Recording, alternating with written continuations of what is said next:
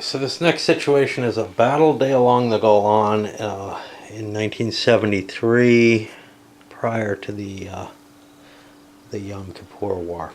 Um, Again, we've got some time issues, so the Israelis don't have as many aircraft available. The Syrians, who we're facing here and are on the offensive, do not have short-range ballistic missiles available, but the Israelis do, so we're going to see some of those coming into play. This is a situation where the Syrians are on the offensive. I noted something when I saw this one that kind of got me realizing, wow, I was playing the last one wrong. But so in the last scenario, the fixed air support that the Israelis were supposed to have was supposed to be 3 airstrikes per turn, and I did 2 because I read the wrong one. But also, I think I was looking on here and comparing this, and that's not correct. This chart doesn't apply to these scenarios. It applies to really the campaign game scenarios. But you're supposed to roll that many dice of airstrikes that you're going to have available each turn. Which, it's kind of unfortunate. Actually, maybe there is a marker. I was going to say it's kind of unfortunate because I don't think there are airstrike markers, but maybe I'm mistaken. There we go. So the Israelis only have 2 airstrikes per turn in this scenario, and I'll mark that there. I didn't know they had counters for this, but then I vaguely remembered it being the case. All right, what's special here? So one of the things that I'm kind of griping about both of these scenarios, and probably most of the scenarios in the game, is it's free deployment, more or less. You got constraints, but you have to try to figure out, gee, what would make sense? And I probably have made horrible mistakes in the setup for this one. As I look at the Israeli position, I'm saying, uh-oh, they're screwed. Well, they may be screwed no matter what. That may be the nature of the scenario where they're going to get rolled back initially. But it's only a 1-turn scenario this time.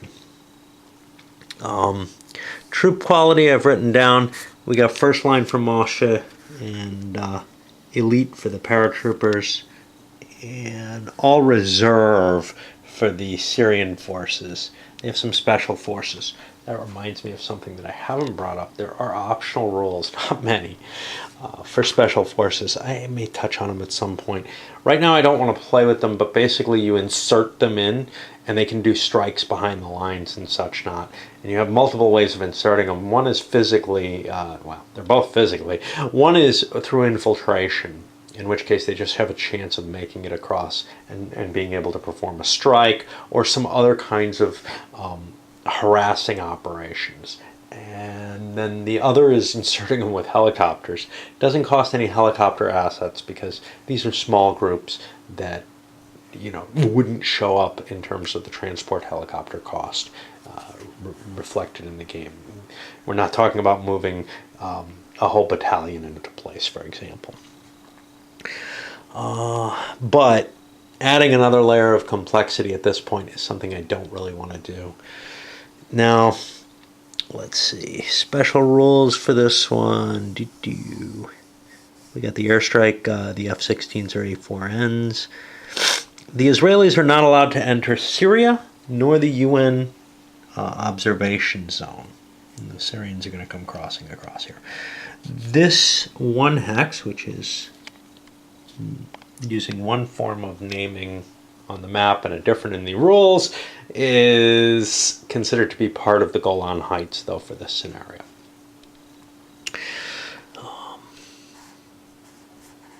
And the victory conditions for the Syrians is to take a single Teller town. And there's one way down here that looks awfully vulnerable at this point after I've set up. That's their limited. They're more extensive victory conditions if they can take 2 of them within the day. And they're going to have the momentum here, you can see. The Israelis get a limited victory if they stop the Syrians. They get a major victory if they also inflict 15 levels of morale losses. I'm going to have to kind of figure out how to keep track of that. Again, I can use the record sheet and just mark down losses as they happen. I would assume that 15 morale levels isn't going to be hard if there's some counterattacking going on, but I got to be kind of careful. Moshe's command is all the way over here, which means that it's going to be kind of tough to cover the southern area of the heights. And it's kind of a shame because probably the better terrain to fight behind is over here, and I'm really kind of in trouble down here. Oh well, let's let the Syrians win one. And for the Syrians, they had to cover their entire border with zones of control. And that's not the most trivial thing, because for example, this hex is a hill. They have to cover the non-mountain hexes, so actually I wouldn't have to be here. But this hex is a hill, which I can't cover with a zone of control using mechanized or motorized units. They can enter it, but their zones don't extend into it. There's some really weird stuff here, which is specified here, but you can see they actually have movement point costs, and they can move into them. Mountains are the red stuff, and then this stuff here is the impassable terrain. Took a little bit of kind of focusing in on the map to realize that much. So all the Israeli units are going in here, but I've got to figure out, I'm not going to be using the high command as my activation, but I got to figure out what kind of activation I want to start on for the Syrians. Probably I'll end up taking the 10th mechanized down here, but I need a little rest after setting this up. So as we start the turn, each player has a headquarters capable of jamming, so they're both going to get to jam. And the question is, what do they want to hit? For the Syrians, I think they want to hit the Moshe unit. The reason for that is the controlling unit for most of the artillery that the Israelis have. But the question with the Israelis, well, where do they want to strike?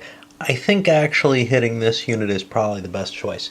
There is some debate in terms of the Syrians might want to hit the Northern Command unit for the simple reason that they can take away the ballistic missile strikes and stuff like that. So there's a significant amount under control of that, but I still think the main division is the more interesting to hit. So each is going to take their role. They need a 6 or less to succeed. Blue will be the Israelis. And neither one succeeds. And they only get one shot. So they've each fired off. I'm probably using these counters the opposite way that I'm supposed to. I'm probably supposed to count down or something. But each has taken their shot. And look at our superiority. Okay, so now we're on the op cycle. And indeed, I'm going to pick the 10th mechanized to be the spearhead of the attack. And we'll see how that works. Now, we've got one problem in our way, which is these stupid anti-tank ditches,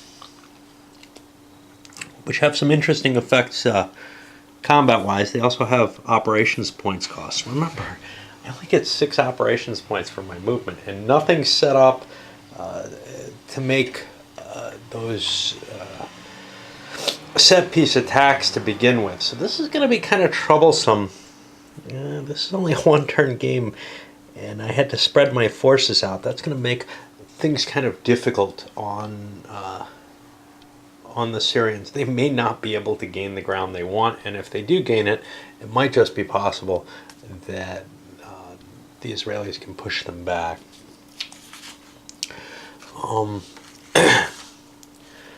In particular, I can't just pick units up as I'm moving, I don't believe. I think things have to start together. I'll look that up and come back. I was mistaken about that. In addition, you can pick things up as you move.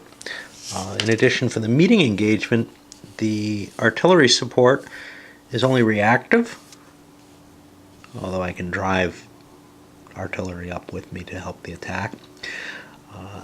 We have no attack helicopters in this. We can't do any airstrikes whatsoever. So it's going to be kind of tough to take out one of these paratrooper units that I was counting on taking. Let's take a look at what kind of movement we can probably manage. So here I'm crossing something there. I don't know what that is. Got like a little hill or something? It's not a mountain, I don't think, but it might be. Maybe it's a wadi. I think it's a wadi. That's what it looks most like. It's kind of hard to tell. The graphics are attractive, but it takes a while to get used to them.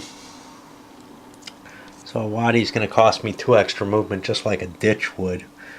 So I would be going 1, 2, 3,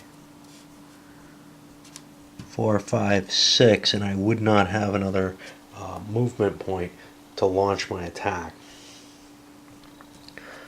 So what I could start doing is 1, and now I'm detected, but I don't want to move yet. Now the road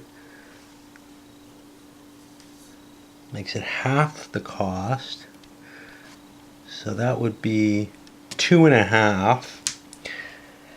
And detected there, I want to strike those guys. I want to hurt them as they're coming in. I'm not able to do airstrikes in defense, so it seems like a good time to throw one out now. Now I could also use my short-range ballistic missiles. Let's see who has them. It's these guys, and they're Strike Bs, and those just cost a headquarters capability. Airstrikes don't cost anything, I just have to detect. So I've got to kind of decide, do I want to throw the reaction as, you know, with an airstrike, or do I want to do it with a ballistic missile? The ballistic missile gives me a guaranteed point value of attack, and this is one reason why I might have wanted to knock these guys out, because I think that's going to be what I'm going to do here, is the short-range ballistic missile. Now, I do have anti-tactical ballistic missiles for the Syrians, I believe. I'm not positive about this, but it just says they can't use short-range ballistics. So if they have anti-tacticals, they should have them, and that gives me Syrians here. An S3. What does that mean? I think that's the number I have to roll in order to hit with it.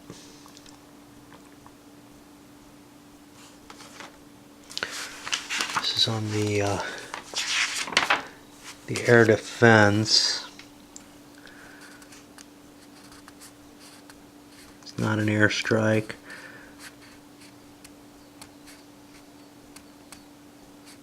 So I'd have to roll a 3 or less to intercept it, I think, and destroy it. Right?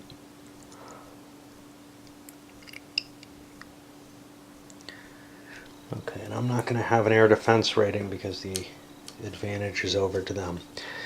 Well, this is all I can really do. And I fail. So the strike, which is a B-level strike, is coming in.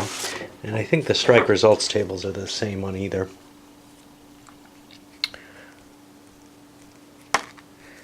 And I get a 6, which means I missed.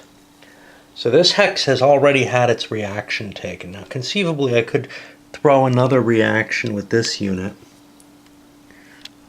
But I think I have to kind of declare them at the time.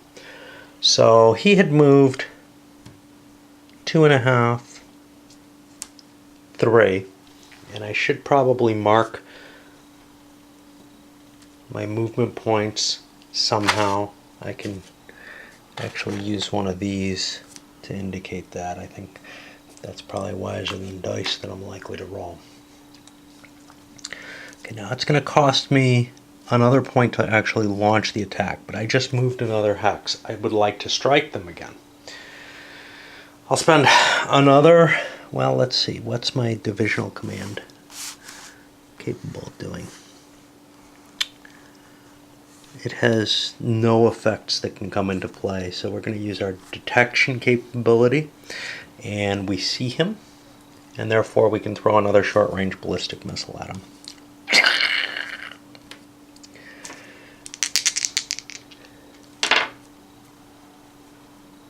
I forgot to mark off the high command here, didn't I? Yeah.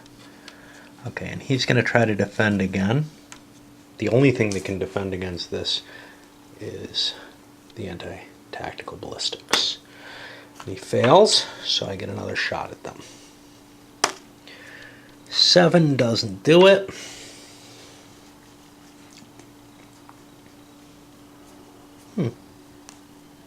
I thought A's and B's were the good side. They're not. Okay, so now my 3, I go up to 4th movement point, and I'm going to launch my attack.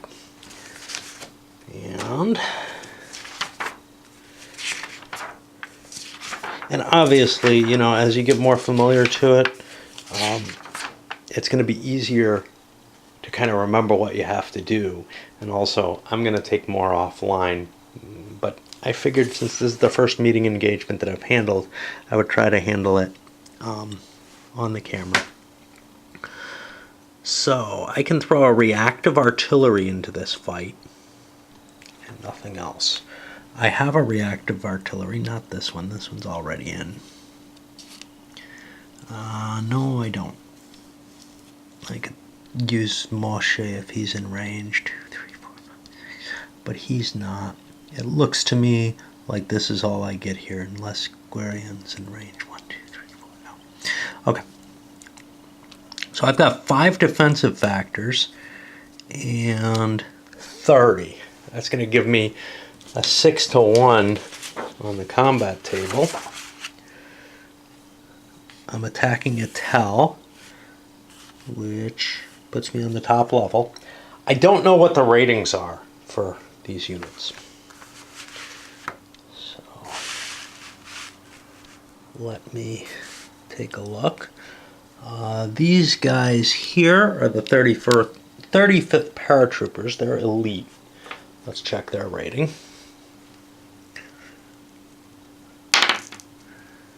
Their rating is a 6. Pretty good. And then these reserve units have a big bad 4. Lucky for me, that's not terribly. It's not good, but it's not half the value. The Tel itself does not give me any advantages. So, now if I had gotten the activation first, I could be digging in with my engineer capabilities. So let me think. I guess I roll a die. On the 6 to 1, we're both at normal rating. And we roll a good 2. The defender ammo depletes. He had some artillery involved here. So that artillery has an ammo depletion on it. Just going to cost me to recover. And that's a 2-9. 2 is fine for these guys. 9 is going to hit these. And that means they're going to retreat for momentum. This is a small battle, but at a Tel. And yeah.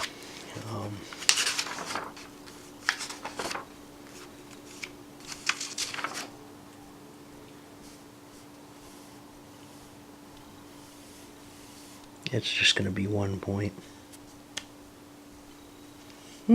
Yeah, all meeting engagements are going to be small.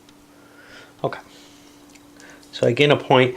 These guys are going to retreat 3 spaces. Got to go along the quickest movement. I get a breakthrough marker there, which lasts for the remainder of this activation. Now I can move in there. That puts me to 3.5 or 4.5. I don't know. Mark a half that way. Well, hitting the headquarters seems like a good idea to me. We'll go to 5. And now for my final action, I'm going to strike the headquarters itself. Ooh, I might want to hit these guys again.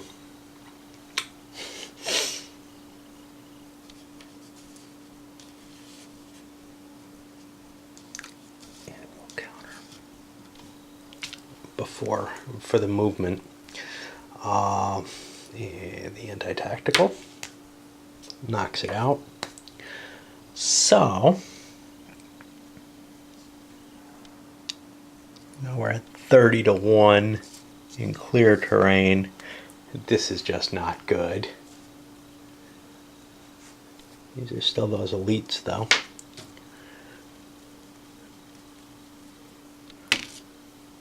Okay, not good. I get a 9. If I had any artillery involved in this, they'd be depleted.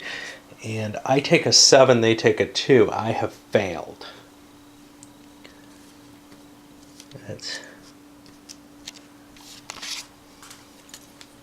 2 of those Syrian 15 steps that I gotta collect have just been taken. Now these guys have been stopped because they failed their movement, they failed their attack. Even though I have movement points left, I was stopped by that headquarters somehow. Whew. I'm still not done with this command though. Remember, if a headquarters is hit on its own, it automatically loses the battle. I do the damage that I did, but this guy isn't stopped. So I gotta retreat. 1, 2, 3, I guess. Doesn't seem far enough. I guess I'm heading this way. There's another breakthrough. And I still have movement points. At this point, I think I want to move into my breakthrough hex over there. Although, well, I'm not going to be able to launch an attack on this, and I can't get... only set piece battles get the flanking advantages, so... Right. Now the headquarters was forced to retreat, so it has been disrupted. That's what I was actually looking up. Was whether they fight if they're disrupted just by that. And I'm in possession of one of my victory point places, but now I got to try to push further on. I'm going to move some more units, come in and show you what happened. Ended off to the side here, ended up broken due to ballistic missile attacks. I've actually stopped firing the anti-tactical missiles with these guys, keeping a couple more options open. So I feel like I've got my victory. I just have to try to hold on to it. Maybe I need, more resources for that. But the Northern Command is out of ammo, is out completely. I don't have a way of recording that. This is one of the problems.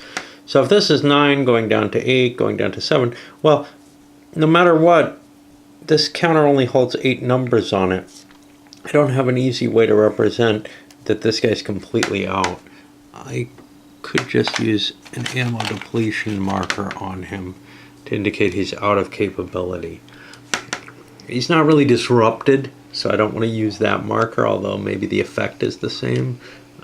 It isn't, because if he had any artillery under his command, he wouldn't have it reduced. So I think this is the best answer in terms of marking that he has no points left. There's no 9 marker, so I couldn't put that to begin with. So this is just what I'm left with in these cases. Now I got some more units to move. In terms of positioning, what I think I'd like to do is get myself set up for a set piece battle here, which I think... No. What I'm thinking is that might be usable within the within the exploitation phase, but I don't think it is. And it's going to be really tough for me to get enough strength to move him on his own. Let me look up some rolls there. Set piece battles are allowed in the exploitation phase, and I'm within range of an exploitation marker. So I moved these two big units down from this tell here. They used up 5 movement points to get there. But that gives me 1 more. Now I could launch an attack straight on this, and it's close to 5 to 1. But against a tell, do I really want to be, you know, down here? I don't think so. So I'm going to actually attack this poor headquarters and try to hurt it. But as I move into there, before I make that choice, I called an airstrike in, and I moved the marker down, and I get what was it? An F4, an AF4, or an A4N. Right. Let's make sure. A4N, yeah. Okay. Which is a B type thing, and that's going to come up from an air location. Now I think this is my only airport. Now I move to here, and now I can try to knock this down with anti-air artillery, which, given that it's 2 of my units being threatened here, I'm going to spend one of my activations to do that. If we look that up, just like the other kind, it's got an S3 for air defense artillery. And I hit it, and that aborts the mission. That means I don't get another shot at this. This is clear terrain at infinite to 1. And these are, this is the headquarters for the paratroopers, yeah, so it's still that elite unit.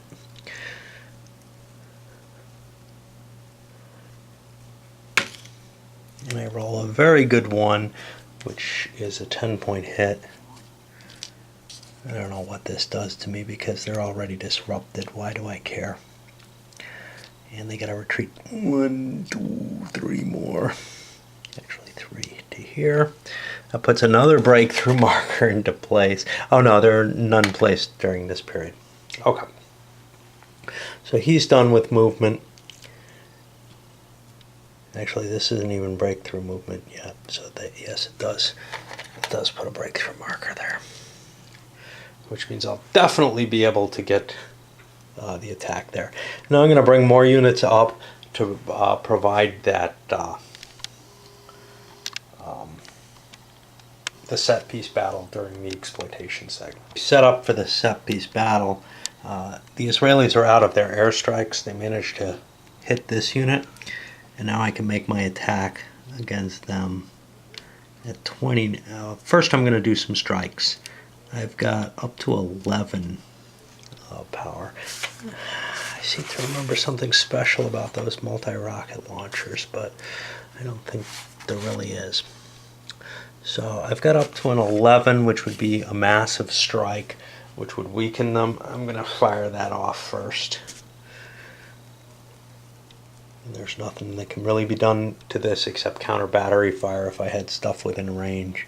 And I really don't. 1, 2, 3, 4, 5. The artillery's back here. I get a 7, which means I'm only hitting with a 4. That's not going to hurt anything. And that means I get a couple of ammo depletions on those headquarters units. I'm sorry, artillery units. And now 7, 9, 13, and 29 is 42 to 6. Sounds like 7 to 1 on a tell. And we have units in different statuses for the Syrians. 5, okay. So the attacker's taking a 4 in general, except for the 1 unit that's disordered, which takes a 3. 4 is my number. Crap.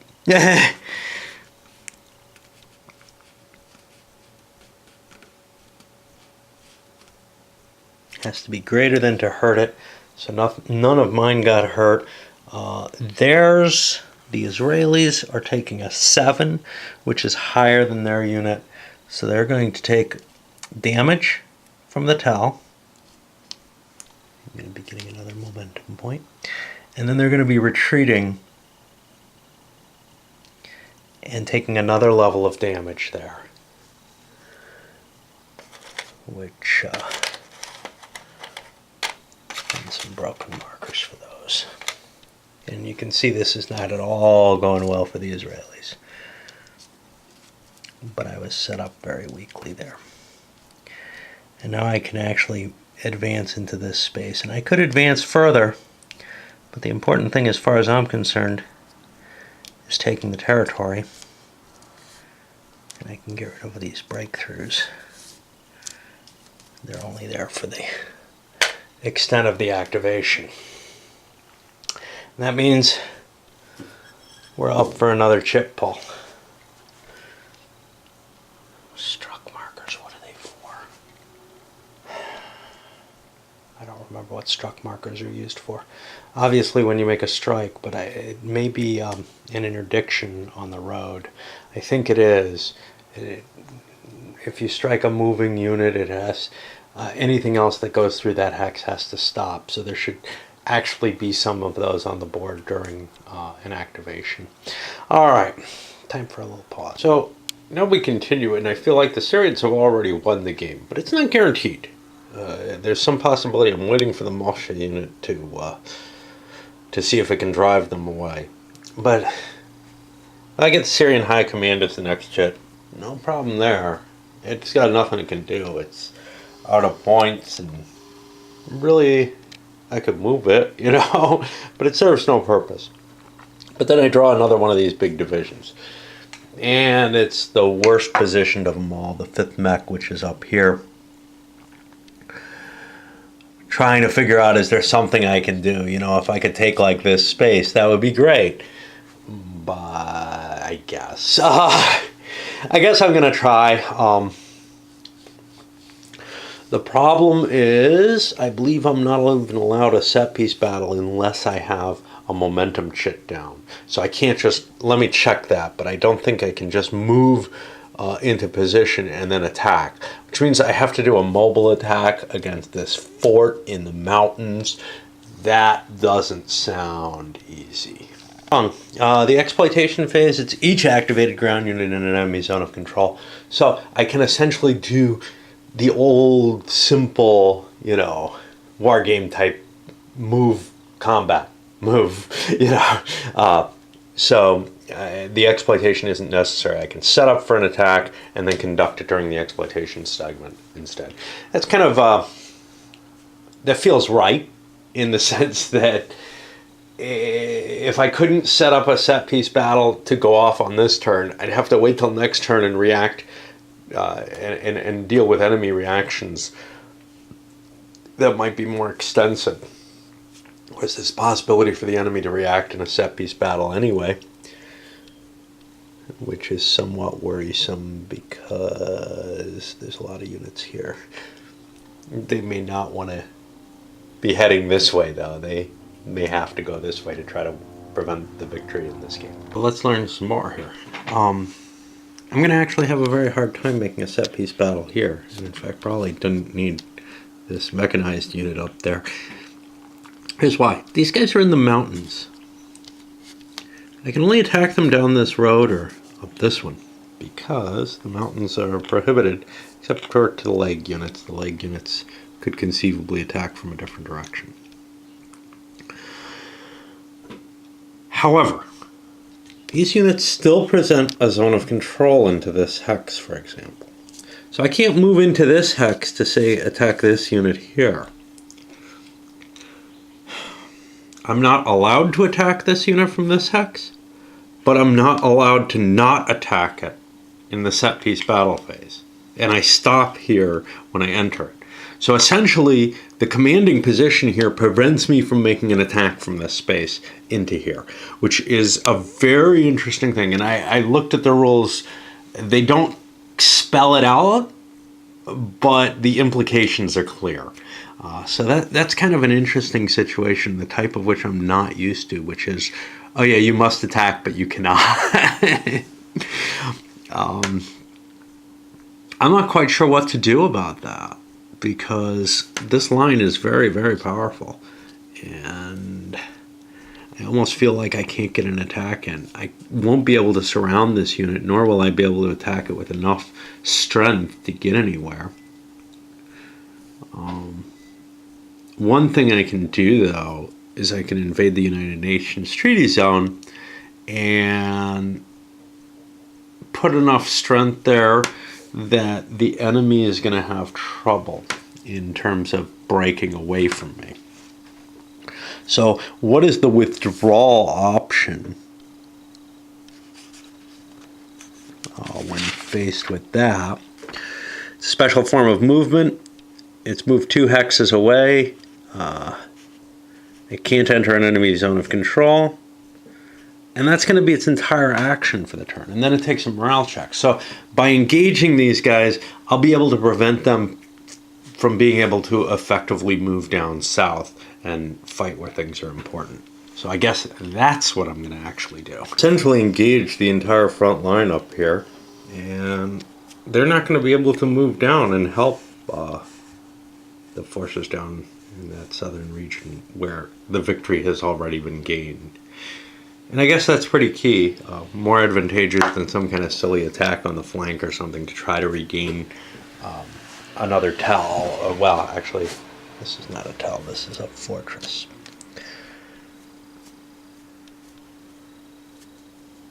See, I have trouble telling the two apart. They're clearly different. But the fortress, has sort of regular outlines, etc. And the tell has the same kind of general shape, but kind of irregularly in different color. Hopefully this scenario's over. I pulled the Moshe unit, and I started moving my artillery over to support a possible attack here. And then I look, well, what can I move? Well, I can't move the, actually I could commit the Guerrian infantry to this. But any unit that I pull off the line here, except maybe back here, and is going to cause the ability of the 7th mech to move up and take a position. Now, any unit I pull off the line except for these two has to withdraw rather than conduct an actual operation. So that means I pull back a couple of hexes and I make a morale check and I don't get a chance to fight. So I could go launch an attack off with this thing, with all that artillery, but then I've opened up this tell space here, which the 7th mech can roll into. This is a tough scenario, I think, for the Israelis to hold out on. Anyway, rather than play it out anymore, for some additional mechanics experience, I'm going to call this one here because it's pretty obvious it's over. So in both cases, we've seen a victory that I've played so far. We've seen a victory by the aggressor. I think that's actually the nature of the game. And in the campaign game, having that momentum, having the initiative on your side shows, that becomes important in the sense that you're now in that more aggressive position. You're the one who can produce more. You're the one who drives the narrative of the story, really, when it comes down to it. You're the one who gets to choose where the attacks are going to happen and how it's going to go. And the other person really has to kind of try and be reactive throughout that time. You might be able to pull counterattacks off without the momentum, but in general, it's the momentum guy who just seems to have the edge. Now, it could just be that it's easier to attack and to take territory. So, for example, the Israelis, if they were willing to attack, could blast their way through some of these mechs. In fact, actually, that's what I should be doing. I should be trying. Okay, so we'll play out a little bit more. What we're going to see is if I can turn the tide of the battle, because there's all these 5th mech units here. Now, I'm not allowed to enter the United Nations zone, but I'm allowed to blast those units back. What does that do? Well, not much. No, it's over. It's over because of the victory conditions. I mean, there's just no way that I can. If I blast them back, I get at most 3 operations points. I'm not going to be able to launch a mobile attack that takes 2 more areas, and the 7th is going to have a way of getting in. All right, we call it here. Up it goes.